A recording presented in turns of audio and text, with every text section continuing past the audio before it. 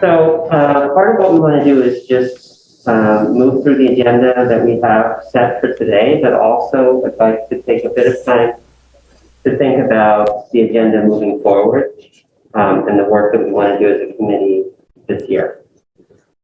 So the first item is just to approve the minutes from December. Thank you to Barbara who took the minutes. And can we approve the minutes? Sure. Okay. So I see no objection, so we'll approve the minutes. I'm sorry to interrupt. Just a quick point of order.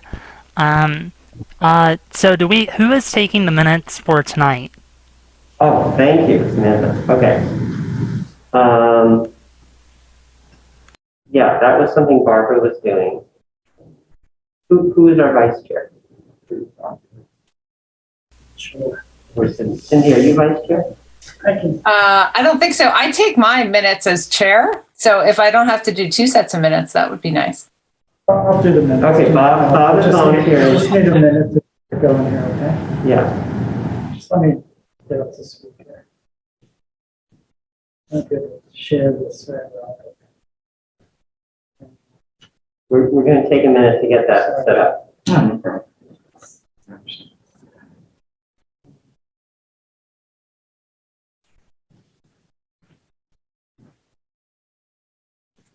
Just want to open a document and post the agenda into it. Just be ready to type. Yeah, thank you, Bob. We're used to Barbara doing that. She did. I can do as well.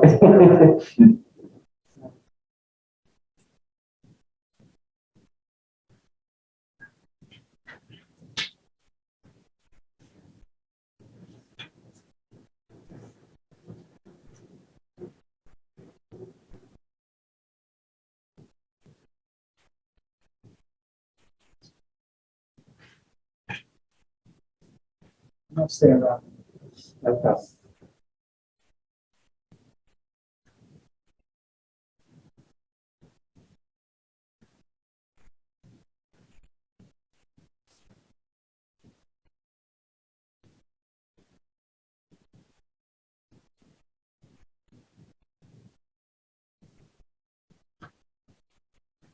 Okay, great.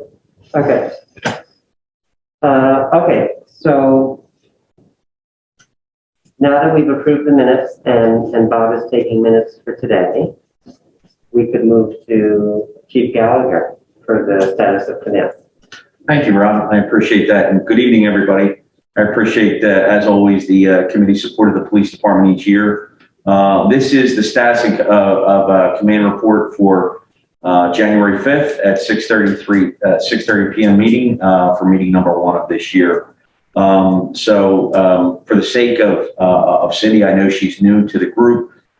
Just to go over what we usually do is we'll go over this. I'll go over this. Try to keep it tight. I know there's other areas on the agenda, but just in terms of personnel right now, we're at 6 full-time sworn employees. Our staffing is authorized at 6.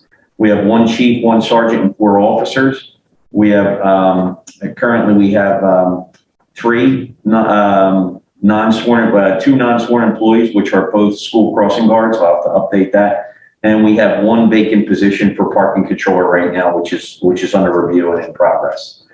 In terms of our fleet, we have 5 vehicles. They are all fully operational. Only the 1 is currently not in use, and that is our parking controller vehicle, which is soon to be replaced this year. Hopefully within the first quarter of 2022. Just to give everybody on the committee an update, our municipal police officer and education training and certifications are done for 2021. Everything is complete, and that includes emergency vehicle operations, firearms training, classes at Montgomery County Community College, which are extensive, as well as first aid, CPR, and AED. The Lower Merion Police coverage hours for the borough for December were 224. That increased by 42 versus November, and the reason that increase is we lost an officer for a full month because of an off-duty related injury, illness injury. So we didn't have Officer Dutton for a while. So, but he is back, active, ready to perform, and he returned to duty today. In terms of scheduled training for the first quarter of calendar year 2022, I just wanted to go over a few things that we're looking at. In addition to the trainings that we do each year they're required by the state, including, classes at Montgomery County Community College, first aid, AED, CPR, taser training, emergency vehicle operations courses, firearms and use of force and tactics and policies.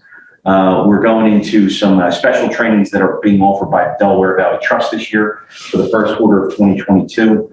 On Thursday, February the 10th, we'll be attending dealing with mentally ill subjects. The potential for using lethal and non-lethal force can happen when dealing with the mentally ill. Everybody knows that. Police officers are the ones who respond to people in crisis. And it's very important for us to attend this training because it focuses on avoiding catastrophic outcomes and protecting responding officers and the borough from litigation. So it's very important training that we're getting an opportunity to attend this year. In addition to that, on Thursday, February 24th, we're going to attend duty to intervene training. We're revisiting this topic because we went in 2021 as well, but it's very important for us to keep this at the forefront. Officers have a duty to intervene when they witness a violation of a person's civil rights and individual freedom. So police reform efforts are having us keep this at the forefront, and we're going back to revisit this year. In addition to that, Delaware Valley Trust is offering a new course that they are doing this year called Fair and Impartial Policing, and we will be attending that on Friday, March the 4th. So again, that's within the first quarter of this year. And that training basically explores the theories and the science of humans having explicit and implicit bias, including facts and myths, to help officers overcome and avoid bias-based policing. This helps officers better serve communities and diverse populations. So these are just some of the areas that we're exploring in addition to some additional use of force courses, as well as the cybersecurity awareness training program that the sergeant will be attending. The sergeant this April, as we mentioned, is attending police supervisory in-service training at Penn State's Justice and Safety Institute for a full week in April. So we have a lot of training coming up for this first quarter, and then moving into April. And Delaware Valley Trust will be posting new trainings that are going to be available to us in the second quarter of 2022 that we'll be taking advantage of. But there's a couple of new ones here outside of duty to intervene that are available to us. So these are just some of the things that we're going to be doing this year as we move forward. The one big thing that I wanted to announce before I closed out, Frau, if I may, is as the weather gets warmer, as we start to approach the spring and summer, we want to revisit our ride-along program with police officers. Obviously, opening that invitation out to elected officials first. Samantha is the borough manager. Michelle, Carol, anybody in employment who wants to jump on with the officers, see what they do every day, have some question and answers, an opportunity to see firsthand what officers have to respond to and what their daily responsibilities are outside of our radio calls.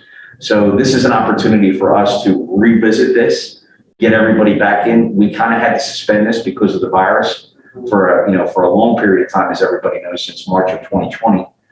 So we're hoping after the 2-year mark, as we get to March and April, that we're going to be able to revisit this and kind of get everybody back on. And we're really hoping for council's participation and support to kind of lead the way on that before we move into other areas of the community for ride-alongs. Mm-hmm. And that's my presentation. Okay, great. Thank you, Chief. Okay, so we would like to move through the next 2 items with the help of our manager. Samantha, could I ask you to share with us these updates on the LED streetlights? Sure, no problem. Let's see here. So for the LED streetlights, we're almost there in terms of installation. There's a handful of lights that there were some issues with the manufacturer. I was told by our lighting consultant yesterday that he expects those lights to be installed in February. And then in terms of the complaints received from residents about the brightness of the lights that we discussed in this committee at previous meetings, just to recap for everyone here, myself and the consultant drove around the borough and looked at the and looked at what all was going on with them. And in his professional review and opinion, the solution to continue to protect resident safety while also, providing appropriate brightness was actually to turn them all the way down to the lowest setting. It's a setting scale from 1 to 10, 10 being, as bright as they go. And I provided a chart with those levels. And when the lights were installed, they were at level 4. And they've now been turned down to level 1, except for intersections, which were turned down to level 2. And by doing that, again, we're actually going to save some money in our electric bill. We're going to continue to provide, safe streets for residents. And we've responded to the resident concerns about the brightness of the lights.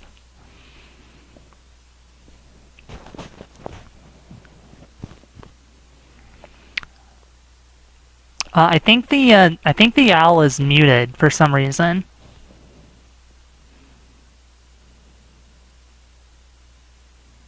Oh no, we lost the owl. Yeah, I don't even see it anymore. I don't see Rob on here. Oh, there he is. And there's now. Okay.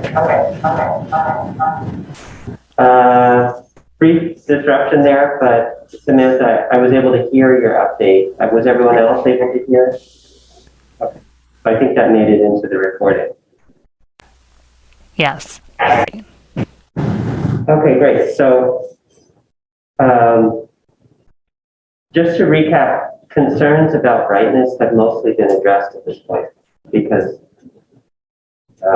both on the streets and on the intersections. Yeah, literally we turn the lights down as low as they can go. We looked into shielding, but we found that shielding, the only thing that shielding really did, like people who are concerned about the brightness if you look right at the light, shielding doesn't really do much for that. That only affects how the light hits the ground. So I don't mean to be a smart aleck by saying this, but literally the only thing that can be done about that is, as best you can, try not to look at the light.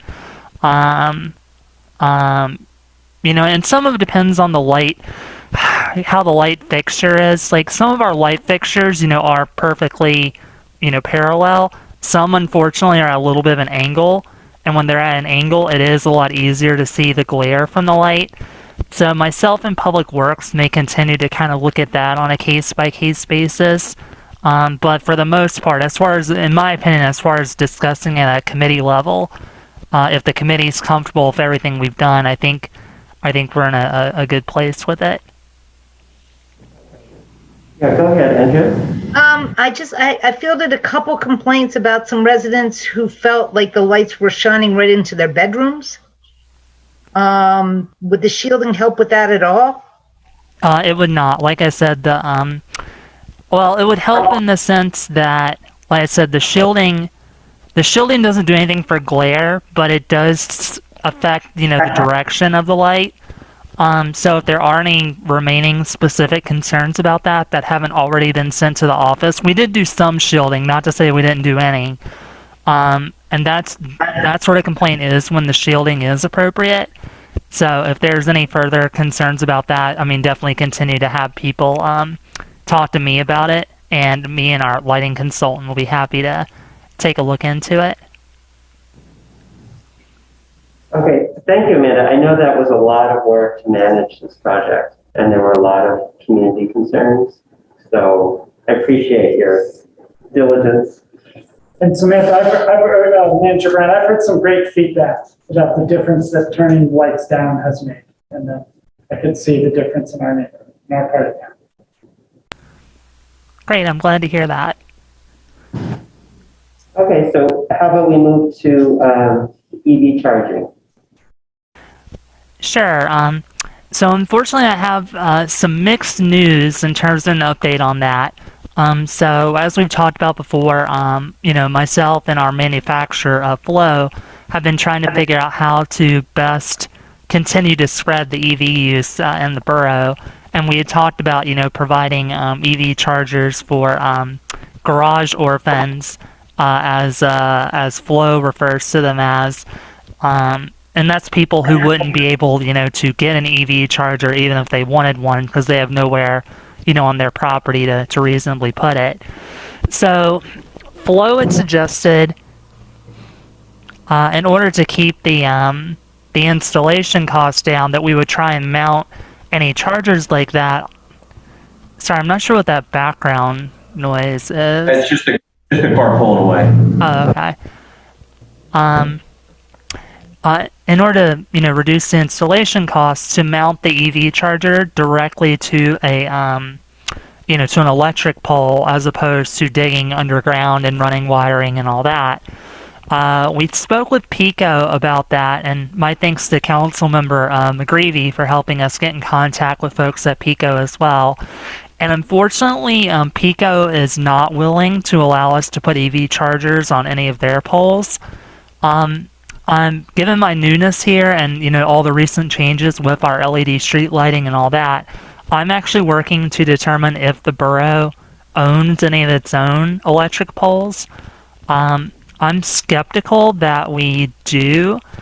So I think, unfortunately, I'm not 100% ruling it out, but I think we should probably proceed with the assumption that, if we were to install any EV chargers in residential areas of the borough, that it would have to be done via underground wiring, which is going to be, anytime you start digging and putting things underground, is unfortunately going to be more expensive. Something else, I don't know if we have time tonight to talk about it or if it's something for the parking committee. The borough did have a resident reach out to us last week who was interested in the resident actually paying to install an EV charger on their property. And I know we had talked in this committee theoretically about that idea, but now that we were actually faced with a real-world example of it, it brought a lot of questions to mind that I don't think that I or anyone else had a chance to think of before. And that was, if a resident at their own expense put a charger in, the challenge I think would be, the way the parking works in the borough, we couldn't promise, with the way it's set up right now, we couldn't promise someone a parking spot. In the sense that if they put an EV charger on the curb in front of their property, the borough, the way our parking is right now, the borough is not going to be governing who would or wouldn't be parking there. And also the person who installed it would be paying the electric bill for the charger. So, I wanted to throw that to the committee for any thoughts about how to handle those situations if we had any time to talk about it tonight, again, or if it's something that the parking committee should take up. I just want to point out that the planning commission last night, in their discussion about the additional units that they're going through, they started a discussion on residential electric parking and how that ties into the overall planning of the borough. And then they were interested to hear that you guys would be talking about it tonight. So I just bring that up, that it sounds like more people in the borough want to have this conversation too. So Rob, yeah, I've thought about this some. I think there's three issues. There's, in my mind, there's three issues. One is the point of service or the electrical, the device, and and who installs and owns the device. Mm-hmm. The second issue is who controls the parking, right, which is the borough in the right of way. And the third issue is who controls the access to the device. And so basically any member of the community could install an EV charger on their own property within the boundary of their own property line, just by mounting it, paying an electrician to install it or installing it themselves according to the electrical code and having it properly inspected. And, you could have a little EV charger on your property and you could charge your car in your driveway, right? The issue becomes when the car's in the street and you're extending the line over the sidewalk to connect it to the car, and then you've potentially created a hazard for anyone using the sidewalk. It seems to me that there's a code compliant workaround to that, which is to install basically a code compliant sort of door or surface in the sidewalk that the cord could either temporarily run under.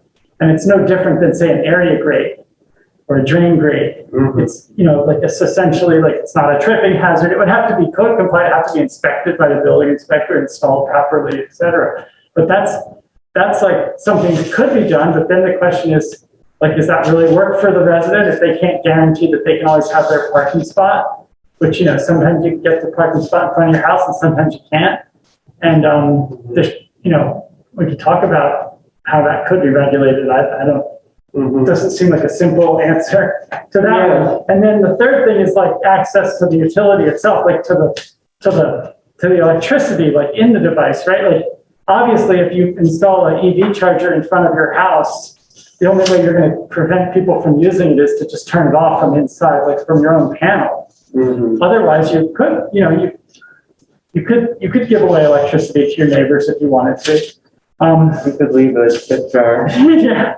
Anyway, that's the way I see the three issues. If there's some, you know, does anybody else see something that I'm missing there? No, that's very helpful, Doc. To me, this whole issue is complicated for the reasons you're explaining, and I want us to find a way to make it easy for people to transition to electric vehicle. I mean, that's the goal. I'm not sure yet what the best way is. I think the concern, you know, the email we received from the private resident, I think for me emphasizes the value of public charging stations. Like the whole set of questions that have come up really makes clear to me that we need more public stations in the residential areas, but I'm not exactly sure how to do that with Pico. And, you know, so I think it's going to take some time to figure it out. Go ahead, Vanessa. What the borough, I'm sorry, and I think the mayor might have had her hand up as well. I just was going to suggest that perhaps we could set up some sort of system where the owner of this charging station could have certain hours guaranteed access. And the rest of the time it would be open to the public, maybe like overnight, an 8-hour window, 11 to 7 or something. So I would say, you know, probably the cleanest solution is if only the borough was the only entity installing EV chargers, then obviously, you know, we would be the ones paying for the electricity and all that. We could run them we could run the line underground to, you know, to the Pico poles. Pico just won't let us mount the charger itself on the pole. Obviously, again, like I said, it's going to be more costly than we'd prefer. Oh, we lost the owl. I'll give the owl a second to come back here. I don't know, Bob, if you, Councilmember Weisbord, if you have the audio on your computer, and can hear me. We're listening to you right now through my computer, but I don't think you can hear me. I can barely hear you, yeah. So I mean, I guess just the short answer. Okay. The short answer is I think the cleanest solution, if the borough does it, then it doesn't matter, you know, who's parking at it, then it's still first come, first serve like any other parking space, with the, you know, caveat if you're not charging an electric vehicle per the ordinance we passed a few months back, then, you know, you're going to be in trouble. But I don't know, I also don't want to look a gift horse in the mouth, and we have residents who are interested, you know, in helping make that happen as well. Rob, if you don't mind, perhaps I can share my opinion as we wait for the owl to get back up. And I share my opinion as a resident who would love an EV car, but I don't have a driveway.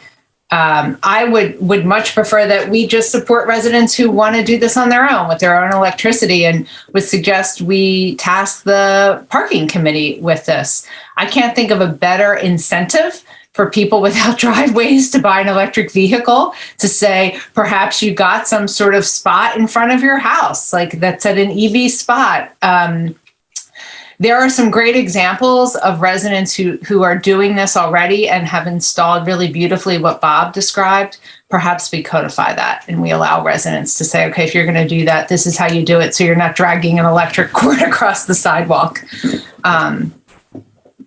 So again, I think that's a really beautiful incentive for folks without driveways when parking can be really tough, is to get an electric vehicle. I personally would not feel comfortable buying an electrical vehicle, knowing I had to rely on a public meter. If all cars and charging stations are full and I have to go to work the next day, that's probably not a risk that I would take. So I'm in favor of installing it in my own house.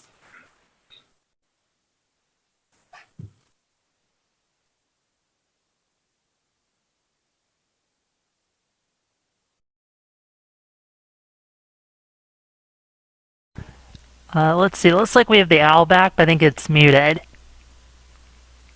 Try again. Oh, okay. Cindy, did you say that the incentive would be that the space in front of your house is designated for your use? Or no? Well, I would suggest that the parking committee take a look at this, but I'm thinking of something like equivalent to a handicap space. I'm assuming we have the ability to do that in the borough, is to make it an EV space. I mean, you drive to certain private lots, even shopping centers that say, reserved for an electric car. I would think it would be an incentive to get an electrical vehicle if you didn't have a driveway, if it guaranteed you a spot, and an incentive for folks who have driveways that can hold, multiple cars and they choose to park on the street so they don't have to back a car up. If we're saying we're prioritizing kind of free public parking for those cars that are electric, I think there's some real good incentives there that perhaps the parking committee can take a look of. I'm less in favor of a borough charging station for my own personal car, because I would not want to be reliant on, Andrea, to your point, like whether it's open or not. So I have my thoughts for next steps. Yeah. Okay. I think those are really great thoughts, and I just have a thought to share about next steps to move this along would be to give it a beat or two and find out what's happening in other communities that are even more street parking dependent than we are, even though we have quite a bit of it. Because I think this is probably moving very, very quickly in urban areas, and we can just find out what they're doing about that. Mm-hmm. And I think that there might even be some kind of hybrid solution where, people could volunteer or offer space within the right of way on their own property for something. And maybe there's even some cost sharing, or I don't know. I'm just thinking, let's give it a beat. Yeah. See what people are doing in other communities. Yeah, good idea. We can do some research. You could ask the parking committee, we could ask the parking committee to just have a discussion about it, not necessarily reassign the whole topic, but just to consider what some of the on-street implications would be. Okay, relative to the other parking policies that we're thinking about. Yeah, Bob and I are both on parking with Barbara, so we can coordinate with that committee as well. So how about we'll return to this, and Samantha, I'm not sure exactly what, if that's helpful at this point, because I know you need to respond. Well, I think just what we're gonna do, is we're just gonna have to let the resident know that that we're gonna have to give some consideration to what the borough's policy on it's gonna be, and we'll just have to go from there. And I'll make sure to let the resident know when the parking and public health and safety meetings are, if that person wants to attend, and otherwise I'll start doing some research as to what's going on in other places with this issue, and we'll be ready to report back on that. I'm just not understanding what the resident's asking to do that they're not allowed to do. Yeah, because we do have at least one resident that's done this already. What is the resident asking to do that's not sanctioned or couldn't be sanctioned? Oh, that's true. Yeah. So the resident's asking about installing an EV charger in front of that person's property. And actually, I guess to your point, yeah. There's as long as the person got an electrical permit, there's nothing stopping them. It's just with the system right now, that resident would need to understand the borough, with the way our system is right now, isn't going to be doing it's not going to be the borough can't guarantee that is their personal parking spot with the way our rules are right now. Right. They're doing it at their own risk, that they're going to be able to park there when they need to fill up. Right. Yeah, and I would say, the likelihood is, at this point, these electric cars have a battery range of 250 miles, a lot of them. So, we're talking about charging once a week. So I think it's likely that that scenario would work out. All right, so then what we'll do is we'll let the resident know then that the resident can install one with, with an electric permit, and that, the borough is continuing to look at how the parking impact would be if someone has an EV charger on their property. But until we, go through that review process, we aren't going to promise any, any protection or enforcement of their own parking spot. Okay. Yeah, thank you, Samantha. Okay, so we'll come back to that larger discussion, but how about this raised pedestrian crosswalks? This is something that we talked about, Chief, we talked about this in the infrastructure committee. And I just wanted us to have a few minutes to consider it because we've talked a lot in this committee about traffic concerns. And so I'm wondering, it's really just a question if it's something we should be considering. Eric, I think, described like raised mat. They could even be moved to different locations, potentially. Mm-hmm. So, I don't know, Samantha, if you want to say anything first, but I also would love to hear from John. Yeah, I apologize I was unable to attend the infrastructure meeting where it was first talked about. And I know it was also briefly discussed at the December council business meeting. I definitely welcome the opinion of Chief Gallagher and the borough engineer who's with us here tonight. But just, looking at the borough's comprehensive plan and talking about what we're trying to accomplish in terms of, walkability and traffic and safety, it just seemed to me as a complete layperson that these raised pedestrian crosswalks, especially if we started with something, temporary, could do a great job in terms of that. But I, of course, welcome the opinion of Chief Gallagher and the borough engineer on it. So maybe I'll just kick it off. So just a few, I know this topic had been brought up and potentially looking at some traffic calming. It was phrased as probably you're looking at more so like in the downtown district, where we have the more intensive pedestrian uses. So just some factors to consider, when you're going through and thinking about these. I assume what's the objective? Is the objective to make it more pedestrian friendly for crossing? Is it to slow down traffic? Is it a combination of both? And then we start looking at the locations. Some of the factors you want to consider is,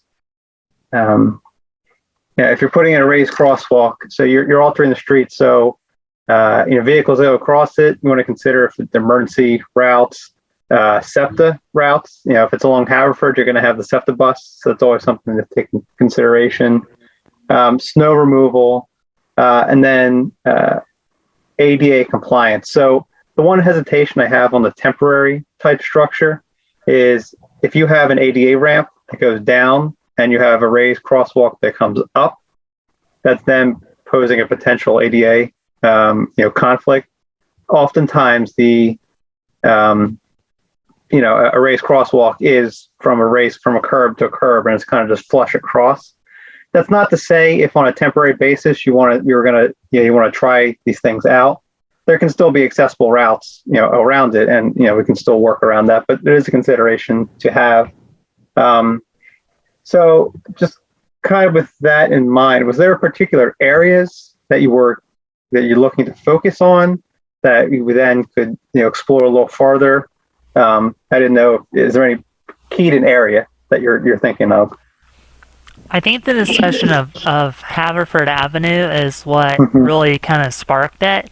That being said, depending on how comfortable the borough and its staff are with this, we could just, go straight to just putting in, permanent ones in order to deal with ADA issues. I did have a conversation with our public works manager the other day where he was fairly in favor of just putting in permanent ones as opposed to the proposed temporary ones, and he felt pretty comfortable in terms of snow removal. that, that the permanent ones will be fine. Hmm. All right. Yeah. So, I mean, that's something to consider. Also, if you start talking on Haverford Avenue, and you start talking down the road of permanent, that also kind of works itself into like the raised intersection concept instead of just a crosswalk. Because you're going to have like a crosswalk and a crosswalk. It would be dipping down the middle. So, that is the whole raising the whole intersection really brings that into a prominent display of this is a place where it's not just cars passing through. And that's a standard feature in the Montgomery County in the Pennsylvania Traffic Calming Handbook. I don't want to get ahead of myself because I know the members of the committee and the chief hasn't had a chance to chime in yet. But let's just say hypothetically, if people were amenable to doing the raised intersection, which I think sounds very intriguing, for doing any of this, and this may have been talked about before, what sort of like legal sort of things does the borough have to do in terms of traffic studies or ordinances or anything like that? Right. So that's all predicated on it's the PennDOT's Traffic Calming Handbook kind of lays out the procedures. It's your borough and property. You have the ability to install traffic calming. It's been well codified. The requirements are really that you go through the process of evaluating of what's the idea is they don't want you just to throw something down the street. Work through it. What's the need? What's the impact going to be? With consideration given to pedestrians and cars, emergency vehicles. Is it going to deflect traffic onto other roads? In this case, raising intersections or raising crosswalks isn't really going to deflect much traffic. We just want to you just go through the process of why, how, and make sure it's all implemented effectively.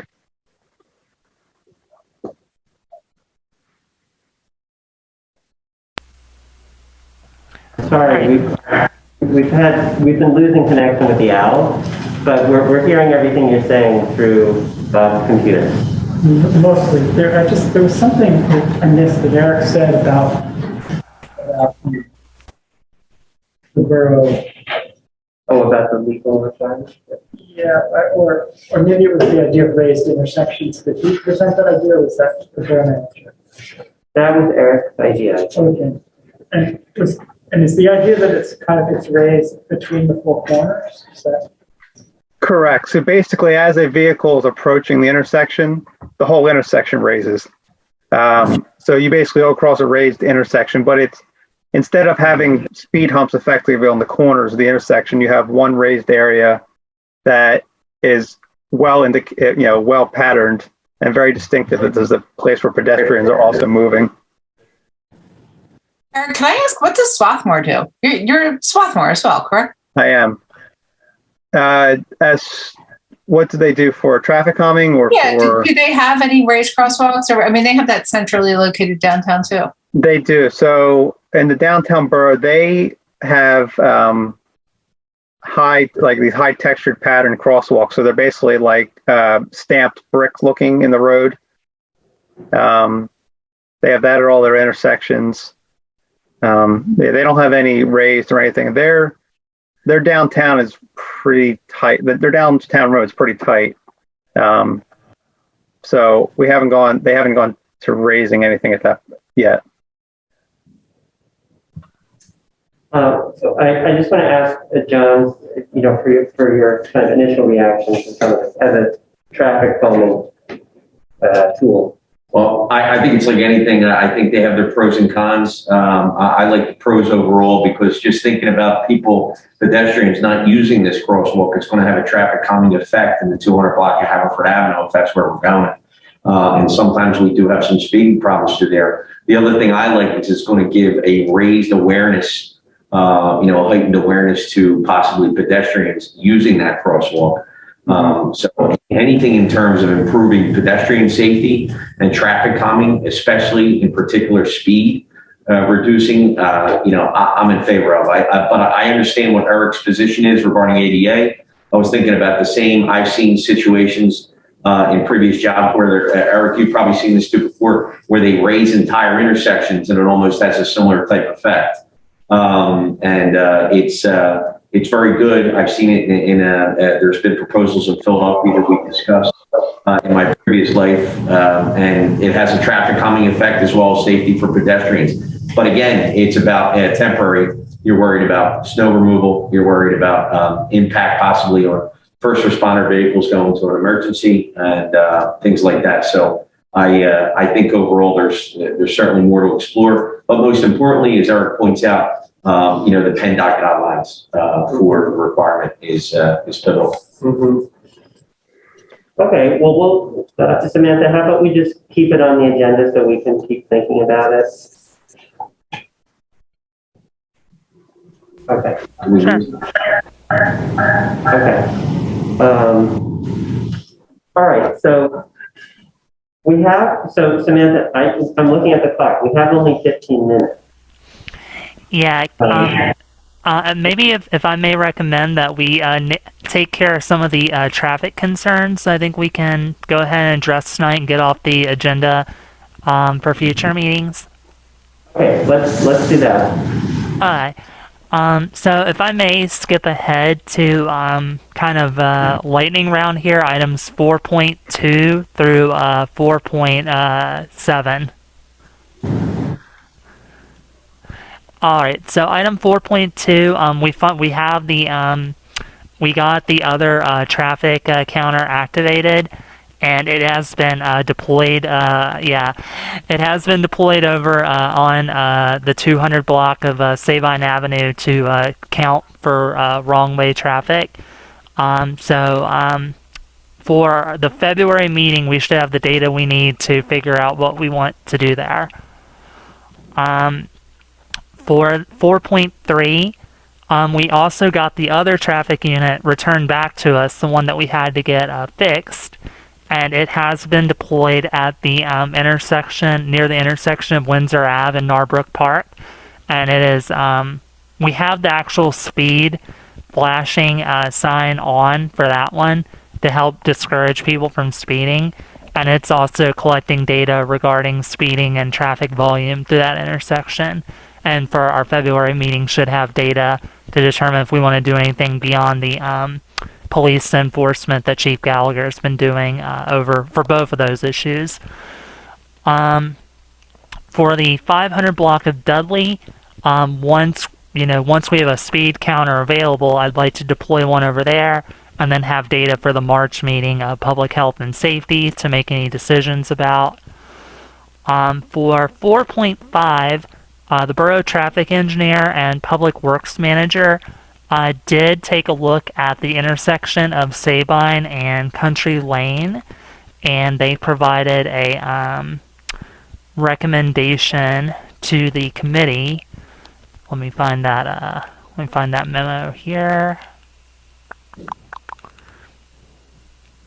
In their memo, the recommendation was really they are not in favor of installing a mirror at the intersection as the resident requested after reviewing the sight line and other issues there.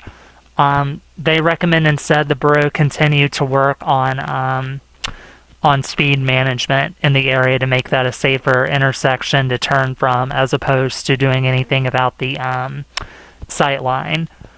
So the traffic counter we have at 200 Sabine should capture, data on any traffic speeding near that intersection as well. And again, as part of figuring out what to do with the 200 Sabine complaint, I think we can, address the concerns for Country Lane as well.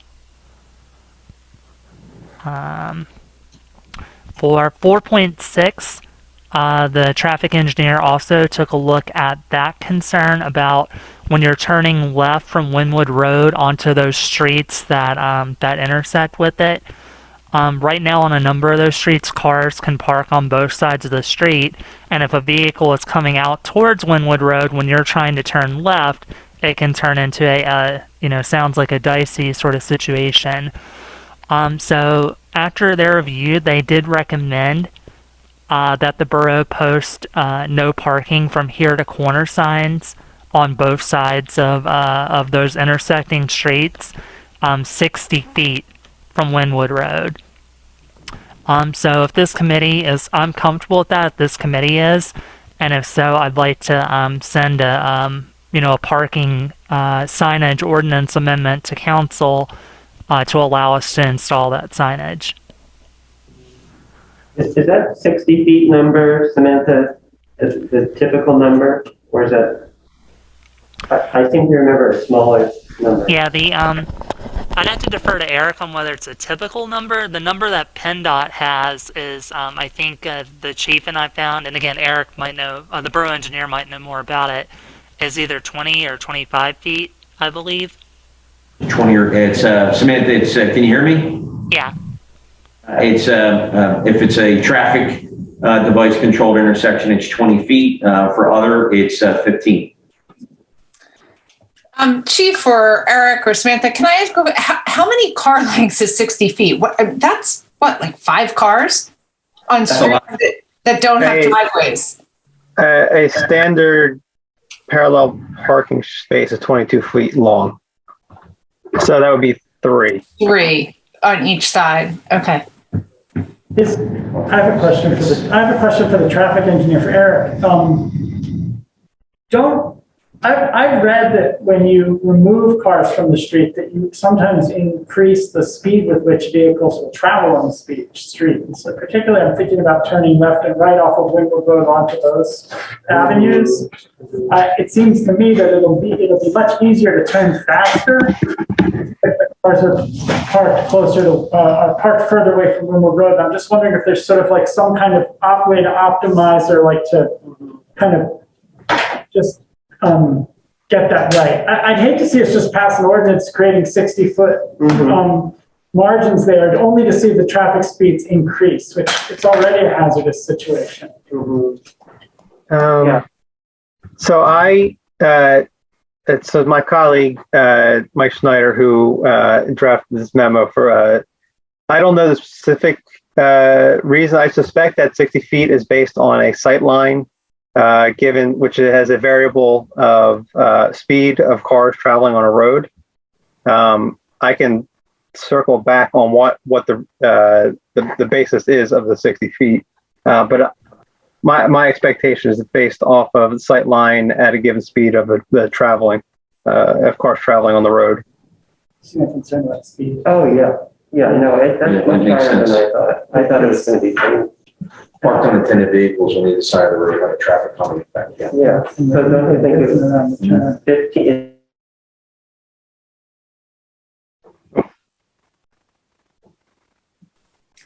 Bob, we lost the Al again. I think you're frozen. Yeah. Yeah, Bob, if you could unmute yourself, please.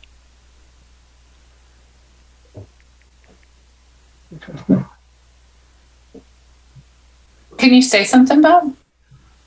Yeah, can you hear me? Yeah, it's muted, but we can hear you. Yep. But the Al seems to be stuck. Yeah, the L's stuck again. Oh, and now you're gone. The Al's gone. Yeah. The Al is like my computer, and my computer is acting up. Okay, I'm just reading the memo. Okay, I got it. It is. So it is that, I see what that is. So the recommendation there is 60 feet on the one side of the road. That gives the opportunity for the car pulling off of Wynwood onto Chestnut, the place to pull over to the curb and allow the other cars coming down the road to pass through, and then you can pull into it. That's what that is. So right now you have parking up very close up to the intersection on both sides of the road. You have a car approaching down Chestnut, and you have a car turning. You're now at a head-to-head scenario. Absolutely. I did this morning, turning left onto Woodside, and it's the same dynamic. You're really turning, just hoping no one's coming at you because you truly can't see. I guess my question we're talking about 3 parking spots on each side is I do know that those densely populated blocks largely do not have driveways. So if we didn't need 3 per side, perhaps allowing for exactly what you're describing, Eric, someone to at least be able to pull over, which you can't do at the moment. If the recommendation is 25. So the recommendation is actually only removing parking on one side for that stretch. It's not both sides of the intersection. Oh, okay. I'm About sorry. that. I misunderstood. Sorry. Yeah, sorry, I misspoke on that. Yeah, I just read the memo. It is, the recommendation would be basically the south side of Chestnut for 60 feet would not have parking to allow you to pull over or allow a car to come down the road. The north side of Chestnut would still have parking in that location. So I'm looking at approximately 60 feet from the intersection, actually only gets you up to like the one side of the first house. It's not actually that far up the road. And I'm sorry, this was for Woodside, Chestnut, Marion? Those 3? This is at the one I'm measuring now is Chestnut. And is there a reason why we're not doing, it's the same dynamic on those 3 blocks. Is there a reason why we're not applying that to all 3? I guess you could. I was not aware we were looking at the rest. Well, Woodside does have a much broader space to it, and there is a fire hydrant there. And Woodside, Chestnut, and Marion.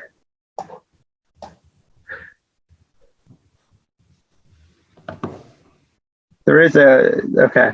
I mean, the same dynamic could also be applied to Marion. There is already a no parking sign that gives you a little bit of room on Marion. I think Chestnut right now has none. There's no limitations on parking. Yeah, it would be. Oh, Rob, you're muted? Or the owl's muted? Yeah, it would be worth considering on Marion at least. And maybe Rockland also. I think you're making a good point, Cindy, that if it's going to work on Chestnut, it seems like it would work equally well on Woodside, Marion, and Rockland. Yeah, and I don't want to put you on the spot, Eric. I only say Woodside because I turned left today and crossed my fingers on Woodside. Okay, would you like me to circle back with Mike Schneider, and we can talk? So Woodside, Chestnut, Marion, and Rockland. See if the same is applying. Yeah. Just to let you know, the left side of that south side of Rockland Avenue would be on Lower Marion Township. But I think we control the right of way. Do we? Yeah. Okay. Okay, yeah. So the street, you're saying that the avenue would be ours, the addresses are theirs? Yeah, exactly. Okay. Yeah, thank you, Eric. Yeah. Okay. Street out ours, paved in theirs, right? Okay, so Samantha, I know we're up against the clock here, so we'll have to move, sections 2 and 3 for next meeting, and we'll also have time to set the agenda. So anyone on the committee, feel free to email me or call me so we can set the agenda for February, March, and going forward. Samantha, is there anything else that we need to attend to before public comments? No, I think we hit everything that, has any sort of time sensitive. I mean, it's all important and we want to get it done as soon as we can, but things that are truly, actual time sensitive sort of stuff, I think we got to all of it. Okay, thank you. And is there anyone in a waiting room for public comment? We do have a few we have Jim here with us tonight on Zoom. Go ahead, Jim. Hi, you can hear me, right? I wanted to make comments on EV charging. I have owned an EV car for over 2 years. It's been our sole car for over 2 years, and we don't have a garage. We park on the street. So we're just that kind of person you're talking about, the garage orphan who charges on the street. I looked into several scenarios for how to hook up charging at my house. And ultimately, I fell back on what I really feel is the most convenient thing for everybody, which is I just string a long cable from the front of my house and I use a construction quality cable cover to go over the sidewalk. It's very heavy duty. It's meant, to walk and drive over. You see them at construction sites. You see them at, events all the time. And it means I do not have to pull up to any one foot in front of my house. I can be anywhere within the front of my house and I can string this thing across that section of sidewalk. I'm currently just using house current to charge my car because we don't drive all that much, but I think this solution would also work for level 2. Certainly the cables that I own are level 2 standard, and I would use the same cable cover. I also like this solution because I don't feel that I'm implying that my neighbors should not park in front of my house. They're free to. The parking on my street is very flexible. Sometimes there's a parking spot in front of my house. Sometimes there's not. Sometimes it's here. Sometimes it's there. So the solution I have makes that perfectly flexible, and it works for me. The other thing I wanted to comment on about EV charging is that perhaps if there were going to be more charging stations, maybe instead of the purely residential areas, that you look into some more of the transition areas, like say around the corner from me on Price, it becomes sort of a business district, or down near Meeting House and Montgomery becomes more of a business district. And the last thing is that there are more and more businesses, such as the new construction on Meeting House, that are planning to have EV charging available on their parking lot. And my understanding is that EV charging is going to be publicly available. So those would be my comments and suggestions to look into on EV parking. Thank you, Jim. That's very helpful. Thank you. I like the idea of the transitional zones too, for additional stations to be convenient to residents. Okay, so I think we're out of time, Samantha. Is there anyone else in waiting room? No, there are no other members of the public. Okay, well, thank you all. So we will end this meeting and see you all next time, the first week in February.